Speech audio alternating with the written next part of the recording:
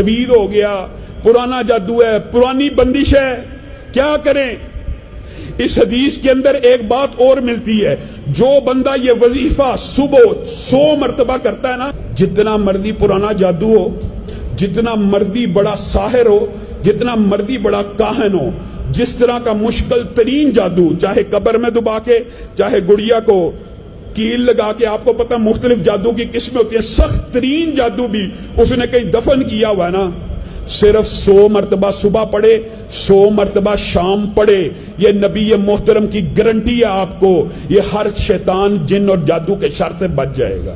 جادو جنات کا لوگ سوال پوچھتے ہیں نا، بندش کا وہم ہے جی، بیٹیوں کے رشتے نہیں ہو رہے جی، رزق بند ہو گیا جی، جو کام کرتا ہوں، جس کام کو ہاتھ ڈالتا ہوں خراب ہو جاتا ہے جی، سونے کو بھی ہاتھ ڈالوں تو مٹی بن جاتا ہے جی، پڑھائی میں بچے نہیں چل رہے، ان سب کا کیا علاج ہے؟ علاج خود کرنا ہے کہ لوگوں کو پیسے دے دے کے اپنا مال لٹوانا ہے؟ خود کرنا شروع کریں، کتنا مشکل ہے۔ آپ صرف یہ وظیفہ شروع کریں، اگر بدلاؤ نہ آئے، تبدیلی نہ آئے، رحمتیں نہ آئیں، برکتیں نہ آئیں، مجھے آ کے پکڑ لینا۔ آپ خود شروع کریں۔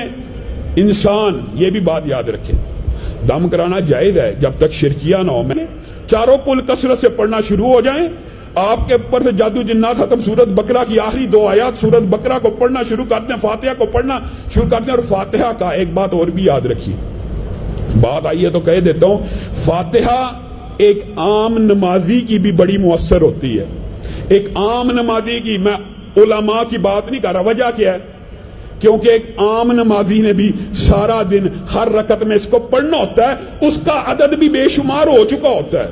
یہ نہیں ہوتا اس نے بچپن سے نمازیں پڑھی ہیں، پتہ نہیں کتنی ہزار دفعہ وہ پڑھ چکا ہوا ہے۔ اس لیے سورت فاتحہ کو آپ نے اپنانا ہے، اور یہ جو لا الہ الا اللہ وحدہ لا شریک لہ لہ الملک ولہ الحمد وہو علی کل شیء قدیر، اس کو زندگی کے اندر 100 مرتبہ صبح اور 100 مرتبہ شام اپنی زندگی میں شامل کرنا۔ سبحان اللہ ایک ایسا لفظ ہے، ایک ایسا کلمہ ہے کہ نبی کریم صلی اللہ علیہ وسلم نے فرمایا اس تسبیح کی وجہ سے مخلوقات کو رزق دیا جاتا ہے۔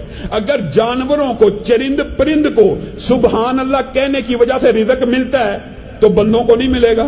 سبحان اللہ ایک ایسا جملہ ہے جو تیرے رب کو بڑا پسند ہے۔ نبی کریم نے خود کہا کہ رب کی بارگاہ میں یہ کلمہ بڑا محبوب ہے، لیکن سبحان اللہ کہنے سے، بار بار کہنے سے رب کو اپنے بندے کے اوپر کتنا پیار آتا ہوگا، جو بندے کو خود کہہ رہا ہے کہ میں سبحان اللہ کہنے کی وجہ سے مخلوقات کو رزق دیتا ہوں۔ ایک بندہ دن رات سبحان اللہ کہی جا رہا ہے، کیسے ہو سکتا ہے رب اس سے ناراض ہو جائے؟ نہیں ہو سکتا، نہیں ممکن۔ رب کو تو یہ خوش کرنے والے کلمات ہیں۔